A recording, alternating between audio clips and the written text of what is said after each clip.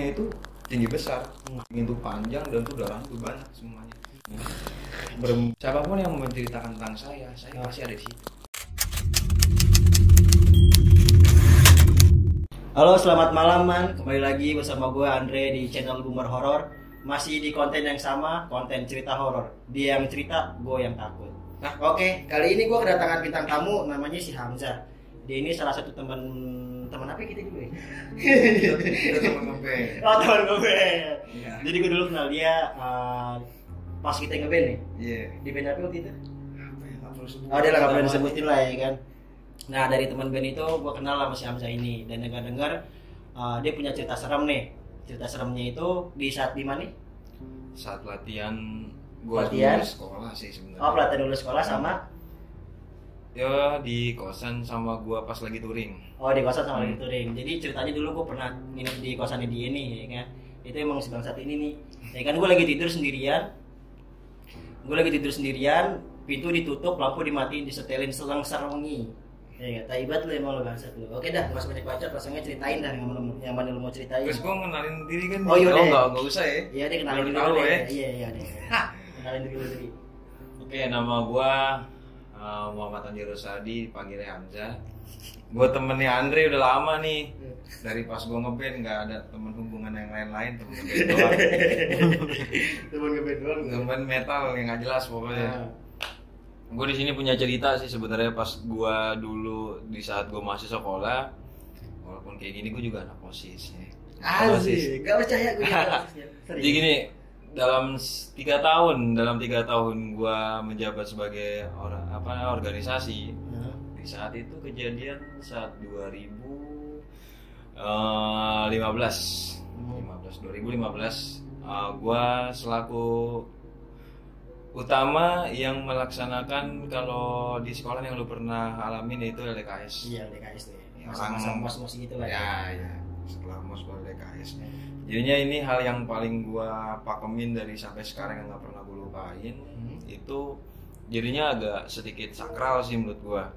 Karena menurut gua kalau setiap ke puncak ataupun pelatihan kayak gitu, masalah kayak kesurupan segala macam tuh udah hal jadi biasa. Iya, tapi biasa, ini ya. menurut gue ini agak serem buat gue pribadi.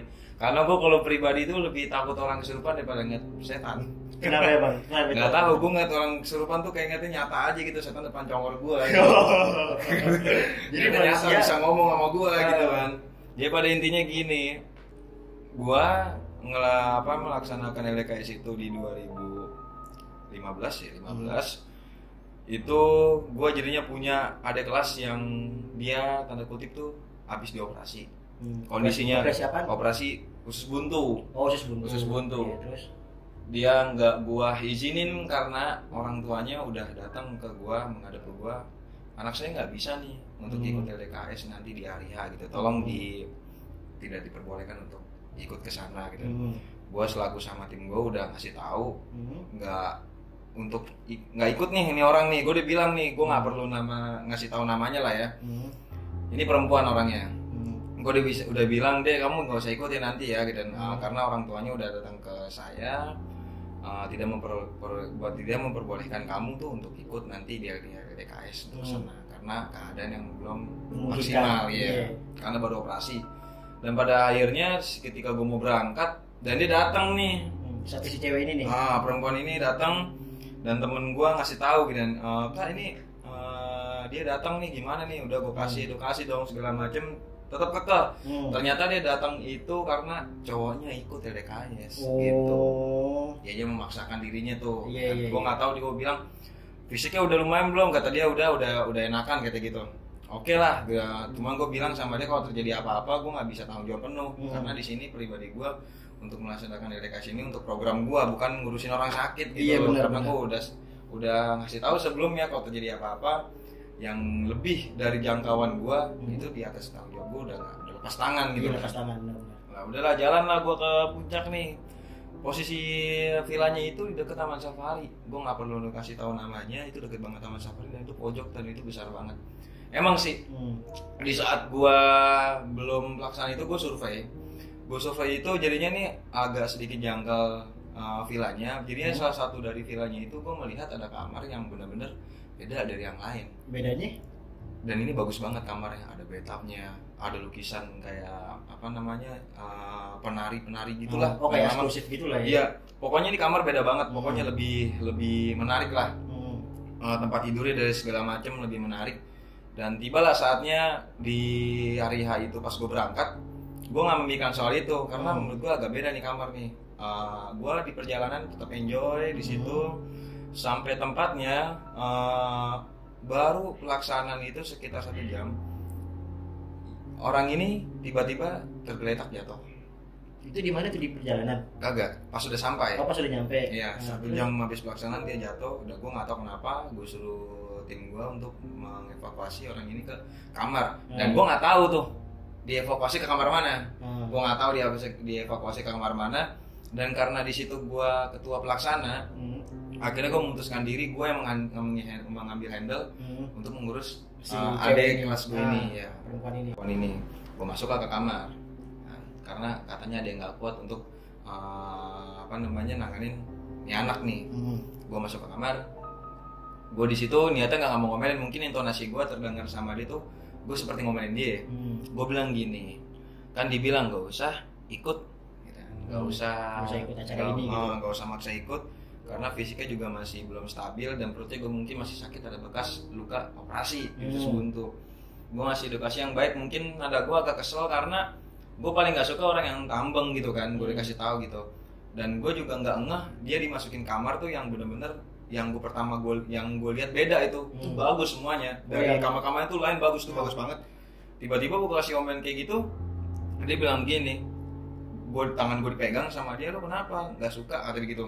Kalau nggak suka gue bunuh lu semua di sini. Nah gue kaget dong, gue spontan tiba-tiba ngomong kayak begitu. Ya temen gue banyak sih, tiba gue bunuh lu, gue kabur dong langsung ke bawah. Wah ini bukan nih jurik nih. Ke bawah tuh turun ke bawah, gue panggil lah teman-teman gue senior gue tuh, kebetulan gue juga bawa senior gue kan untuk beralih ke atas. Gue masih shock ya kan, wah ini orang apa bener nih kan, ngomongnya beda, gue mau dibunuh ya kan. Gue kaget dong ya kan, gue sedikit agak kayak lelucon lah di situ, kayak bercanda, wah ini kacau ini gitu. Udah ke atas, gue tetap nggak mau ninggalin keadaan seperti itu. Tugas gue yang di lapangan itu gue serahin semua ke adik kelas gue, tim-tim gue, dan gue naik ke atas lagi. Dan anak ini nggak berhenti untuk kayak udah terus kayak mau ngebunuh orang-orang yang di situ. Gue nggak tahu ya alasannya apa. Ini juga beda, energinya juga kencang banget. Itu gue selama dia seperti itu nggak handle kerjaan gue. Sampai abis maghrib dia redahan, abis itu dia mulai ngegoncang tuh. Dan salah satu yang gue gue tekenin dari omongan dia, ini gue cerita tuh pas bener-bener ya, gue bener-bener inget banget. Dia ngototin gue tuh, dia bilang begini, kalau memang lo semua masih kekeh untuk ngeluarin gue dari sini gitu. Ternyata dia udah nyiapin teman-teman itu udah dari 1000, lebih dari 100 kalau nggak salah. Oh, jadi udah ada deckingan yang gitu ya? Udah 100 itu. Katanya teman gue banyak di luar. Kalau misalkan yang mau bertarung, keluar aja. Dan gue tuh ngerasa di situ pas dia ngomong kayak begitu tuh, selembung-selembung tuh kayak gue kayak ngelihat ada orang lewat gede badannya. Kayak model-model lu tuh kayak mau dirasukin gitu loh. Kayak berusaha untuk teman-teman itu masuk ke gua. Karena gua salah satu orang yang benar-benar ditekanin sama dia. Dia tuh ngomongnya melotot depan gua.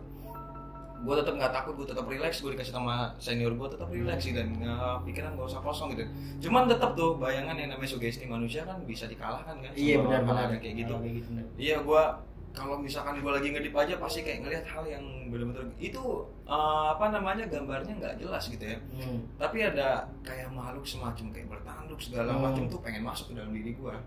Cuman mungkin alhamdulillahnya gue bisa nahan. Dia tetap ngancem, katanya mau ngebunuh segala macam kan, tetap gue tahan ya kan. Akhirnya di saat malam itu dia tumbang lah di situ. Nah terus di situ gue merasa capek, gue istirahat, gue tidur. Nah di tidur ini gue mimpi yang benar-benar kayak orang, kayak bukan mimpi. Gue berasa tuh kayak ini bukan mimpi nih. Jadinya pas jadi kayak mimpi itu nyata gitu ya. Pas gue bangun ternyata ada di mimpi gue nih kayak ada orang yang marah-marah gitu ya. Gue tiba-tiba tidur di bawah, gue ngedenger di atas loteng dia tuh vilanya itu atas terus ke bawah gitu. Di bawah tuh bukan basement, ruangan lagi. Tiba-tiba gue di bawah tuh ngedenger di atas marah-marah. Dia kayak seperti nggak suka tuh kamarnya itu ditempatin ternyata. Oh, Marah-marah, dan marah-marahnya itu bahasanya gue nggak tahu. sama sekali nggak tahu. Nah cuman pas di dalam mimpi itu gue naik ke atas pelan-pelan naik ke atas. Ini kayaknya marah-marahnya ini di dalam kamar ini karena semua kamar terbuka, cuma kamar ini yang tertutup nih. Iya. Pas gue buka ternyata tuh ramai banget di dalam kamar itu. Itu di dalam mimpi lu tuh? Dalam mimpi gua gitu. Dan ini benar-benar berasa gitu ya, benar-benar berasa banget. Yang gue inget gitu mimpi yang salah satu yang pakemin gue inget tuh yang itu. Pas gue ngatin doang, tiba-tiba tuh semuanya ngokok gue.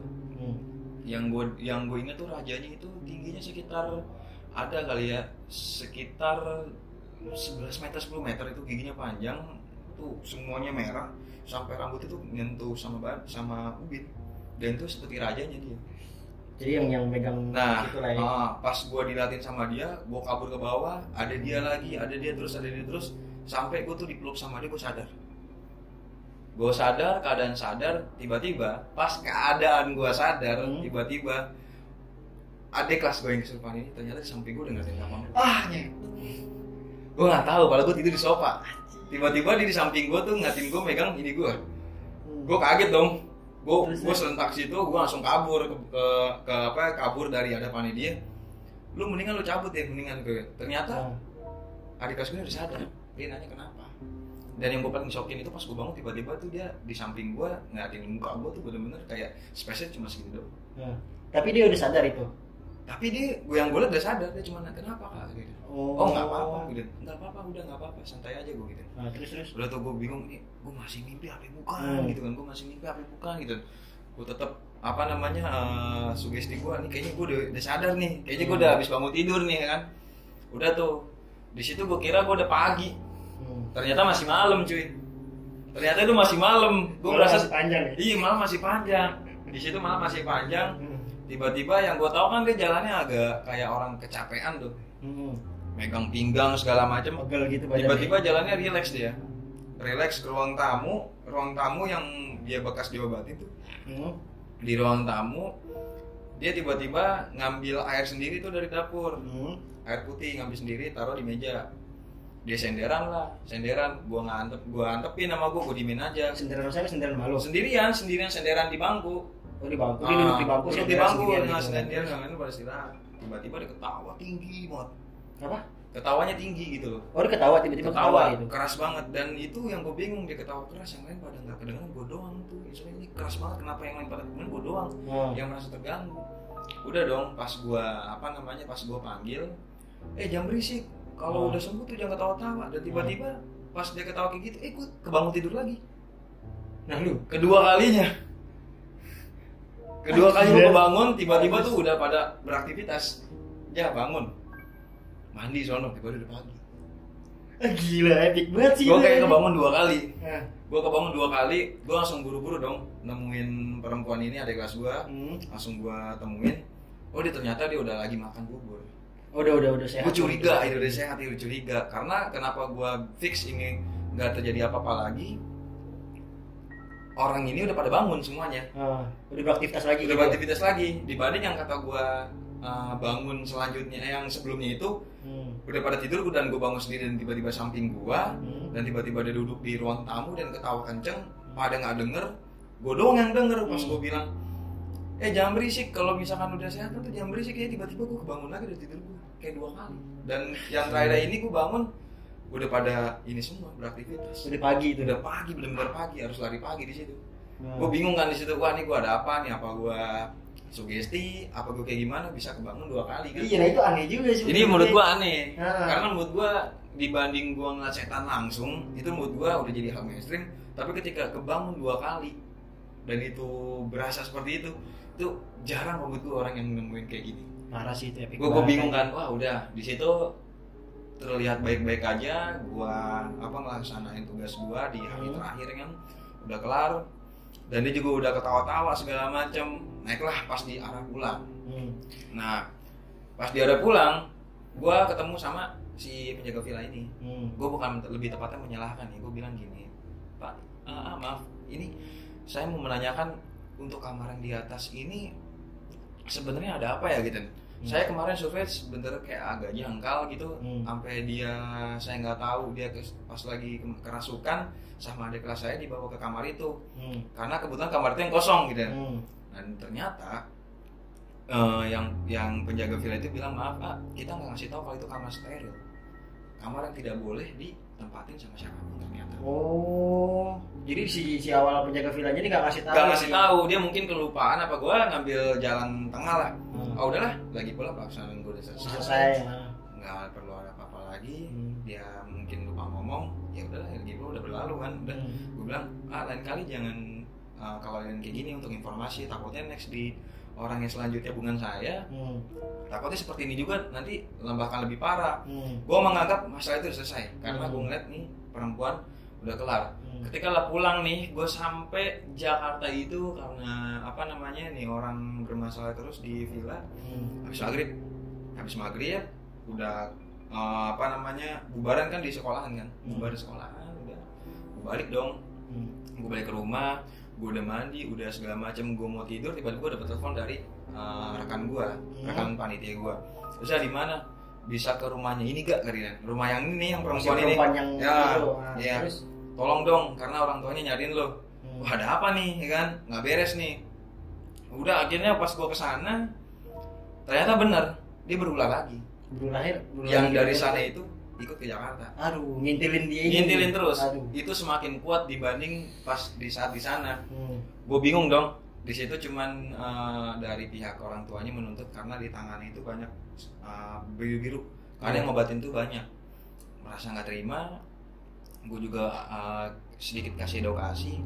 Sebenarnya kalau memang nggak mau terjadi apa-apa, ya udah dong, sebagai orang tua seharusnya lebih tegas lagi ngasih tahu anaknya jangan sampai kelolosan bisa ikut gitu loh. Ini kan ini salah semuanya dong ya kan, nggak ada yang mau seperti ini. Dan tetap nih dengan keadaan pas gue kesana, anaknya masih terlihat tuh kerasukan dan ini lebih kuat. Nah lebih kuatnya itu dia kekeh nggak mau keluar dan ternyata dibawa pasukan. Oh, jadi dia bawa pasokan yang banyak itu ke tubuhnya si perempuan ini nih. Ke tubuh perempuan itu. Dan yang gue denger omong ke cewek dia bilang gini, dia nggak ngelilingin satu rumah tapi dia ngelilingin satu kampung. Gila anjir. Gue kaget dong, katanya nggak bakal bisa kemana-mana lagi, bakal gue cecer ini. Dan gue nggak tahu dari segi permasalahannya ini di mana nih orang kok bisa kayak begini nih, bisa sampai Jakarta kayak orang merasa nggak terima. Gue dibilang, gue minta maaf kalau misalnya kamarnya dipakai untuk orang yang sakit gitu kan ya. Dan ternyata dia mengabaikan soal itu. Terus, nah gue di sini puncak masalahnya gue nggak tahu. Ini apa sebenarnya yang bikin dia tuh kekeh untuk kayak mau menyelesaikan semuanya gitu kan. Gue cari tahu, gue diminta maaf segala macem, katanya gue termasuk orang yang nggak bersalah di situ. Oh lo gue termasuk orang yang nggak bermasalah. Iya, gue nggak bermasalah, cuman di balik ini atasan gue yang udah ngobatin dia ternyata pas diobatin itu udah kelar dong. Oh udah kelar nih ya kan. Dari keluar tuh dari udah keluar udah istirahat, gue balik ke rumah. Cuman gue masih bimbang mau balik ke rumah. Gue takutnya begini lagi nih, gue nongkrong dulu sama teman-teman gue yang panitia itu. Udah cukup nih kayaknya, karena dari orang tuanya itu jangan disuruh pulang dulu nih gue ini. Buat jaga-jaga lah ya. Mas kamu kan panitianya, kamu jangan pulang dulu, tunggu aja berapa, sejam 2 jam. Gue antepin sama gue sambil ngerokok deket rumahnya, ternyata nggak ada apa-apa lagi. Gue pas pulang ke rumah ditelepon lagi sama orang tuanya tuh, sama saudaranya. Iya mas, saya nggak mau tahu nih ini adik saya kenapa nih gitu. Begini lagi, wah gue bingung dong. Sedangkan atasan gue itu pada cabut semua, udah pada nggak bisa dihubungi, cuman gue doang pribadi sama temen gue berdua yang perempuan rekan gue tuh, rekan panitia gue, akhirnya berdua kesana. Nggak serame pas lagi pertama kesana kan. Gue bingung gue harus kayak gimana di situ. Akhirnya gue di situ udah kalang kabut, kepala gue udah, kita bawa aja ke paranormal langsung. Langsung dibawa ke dukun tuh. Terus? Lebih tepatnya bukan dukun sih, seperti ustadz yang dipercaya di dalam satu kampung gitu. Gue dibawa, gue nggak bisa nyebutin apanya. Gue masuk nih ke sana, bawa dia dengan keadaan yang rileks dianya gitu kan. Tiba-tiba sadar sendiri pas ada gue, sadar sendiri. Udahlah gue bawa aja lah daripada orang tuanya kasihan kan. Gue bawa ke orang paranormal ini yang disebut ustadz itu. Ternyata dia tuh punya keluhan. Ternyata ada yang jorok, dan ini sepele, ada yang jorok doang. Ada yang jorok apa tuh maksudnya? Katanya buang sampah sembarangan dan yang perempuan buang pembalut sembarangan. Jadinya ada 3 nih yang bermasalah. Iya. Dari anggota yang gue LDKS-in. Ternyata yang bermasalah bukan panitia, gua nih. Ternyata yang bermasalah tuh peserta di situ. Nah, disebutin lah namanya. Kebetulan yang yang kerasukan ini dia menghafal ada pesan-pesan dari yang makhluk itu, siapa aja namanya, disebutin ke ustadz itu namanya ini ya kan. Ada 3 orang. Tapi yang si cewek ini dia termasuk juga nggak? Nggak termasuk ternyata. Dia cuma media. Media doang. Dia cuma media karena ada salah satu kan namanya makhluk halus itu lebih gampang merasuki orang yang ketika lagi sakit, yang lemahnya fisiknya lagi lemah kan. Dia cuma menyampaikan ada 3 orang, cewek 1, cowok 2. Cowok 2 tuh di situ. Nah, disebutin namanya buat telepon dong, karena gue kebetulan punya kontaknya.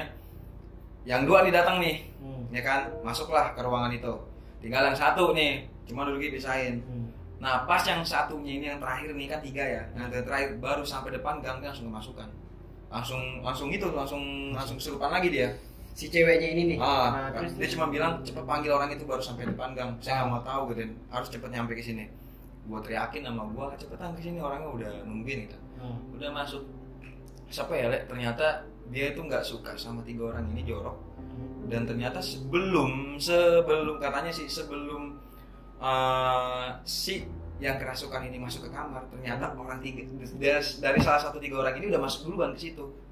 Maksudnya? Menyolong waktu. Menyolong waktu untuk tiba-tiba nyolong masuk situ tanpa permisi. Iya. Nah, asal masuk aja. Yang gua tahu, kamar ini dimasukin ketika si perempuan ini kerasukan. Dan ternyata sebelum dikerasukan ada orang yang masuk duluan tanpa permisi ke situ. Dan itu si 3 orang ini nih. Gue kecolongan di situ. Wah, kapan nih kan gini-gini nih kapan nih gitu. Ternyata dia udah ngambil waktu untuk nyelonong masuk ke kamar itu dan itu nggak suka dia. Dan kebetulan pas dia masuk dan di situ merasa gak enak dicabut. Nah, si yang kerasukan ini lagi sakit kan, dibawa ke situ. Dan dia lah jadi medianya. Gitu. Dia cuma ngasih tahu umur dia itu lebih dari 10.000. Buset. Gua bingung dong. Ini baru 2.000. 10.000 men. Ya kan katanya dari itu masih seenggaknya dari zaman apa gua nggak tahu, nggak ngerti gua lupa sama omongan dia. Dan dia ngasih wujudnya itu tinggi besar. Apa yang tadi lu sampein itu? Apa yang gua sampein tuh ternyata sama gini tuh panjang dan tuh darahnya tuh banyak semuanya. Dan dia tuh menyebutkan dia tuh bukan perempuan. Dia tuh seorang laki-laki. Berwujudnya itu kayak seperti dibilang reok-reok Bali, ya kayak gitu. Modelnya kayak reok Bali gitu ya. Iya, cuman dia bilang gini, siapapun yang menceritakan tentang saya pasti ada di situ. Goblok, kenapa lu ceritanya? Ya sekarang gua kan kalau gua begini, gua menceritakan soal itu karena gua sama sekali gua bukan pribadi orang yang sombong ataupun yang gua nggak takut sama siapapun. Kita berpikir lah setan itu lebih rendah dibanding manusia. Iya sih benar. Kalau kita bisa hadapin ya kenapa enggak? Gue bilang gitu. Bukan berarti gue ngomong kayak gini gue bisa hadapin dia gitu ya. Mungkin ini menjadi kesan yang seenggaknya kalau gue kasih tahu untuk semua yang lu tonton ini, jadi biar lu nggak sembarangan. Iya benar. Sama tempat baru gitu. Maksud gue di sini gue mau ngasih pesan sama semua yang ingin kemana-mana, mau ke villa kayak kemana gitu, ketika lo melihat sesuatu yang janggal, ada yang berbeda dalam ruangan itu, gue minta lo permisi dulu. Iya benar, jangan asal-asalan jangan asal-asalan dulu gitu.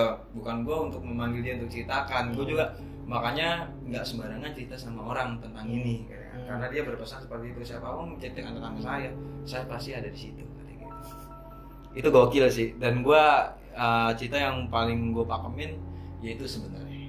Itu doang sih kalau itu gila sih, parah banget itu ya. Makanya siapapun orangnya kayak temen deket gua segala macam pun kalau misalkan gua ceritain nggak bakal jadi dampak positif untuk dia ke depan, menjadi pesan yang bagus gitu, nggak bakal gua ceritain kan. Nah terus pertanyaan gue yang jadi kan yang 3 ini kan tadi dipanggil nih.